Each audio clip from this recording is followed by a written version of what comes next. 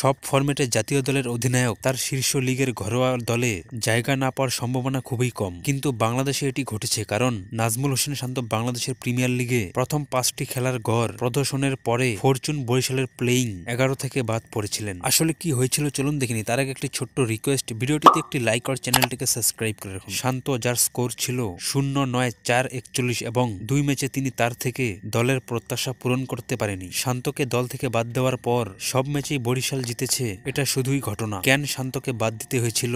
বরিশাল অধিনায়ক, যিনি বাংলাদেশের একজন কিংবদন্তি, তামিম ইকবাল, তিনি বলেছেন, আমি অবশ্যই বলবো এটা দুর্ভাগ্যজনক, কারণ আমি তাকে তার প্রাপ্য সুযোগ দিতে পারিনি। রংপুরের বিপক্ষে 41 রানের ভালো ইনিংস খেলেও কম্বিনেশনের কারণে তাকে সুযোগ দিতে পারিনি। আমি বুঝতে পারছিলাম না তাকে কোথায় স্লট করব। যাই হোক, বাংলাদেশের জাতীয় দলের সিনিয়র সহকারী কোচ মোহাম্মদ সালাউদ্দিন মনে করেন যে তার ক্লাবের প্লেইং 11-এ জায়গা করে নিতে না পারলেও সব গুরুত্বপূর্ণ আইসিসির চ্যাম্পিয়ন ট্রফি 2025-এ সময় শান্তর আত্মবিশ্বাসের অভাব হবে না, যেখানে তিনি দলের নেতৃত্ব দেবেন। সে যদি এর মধ্যে ভালো প্রস্তুতি নিতে পারে, যা আমি তাকে করতে দেখেছি, তাহলে সে প্রশিক্ষণ থেকে আত্মবিশ্বাস ফিরে পেতে পারে। সে এখানে অলস বসে নেই, তার একটি ভিন্ন ভূমিকা পালন করতে হবে, কোচের উৎকৃতি দিয়ে বলা হয়েছে।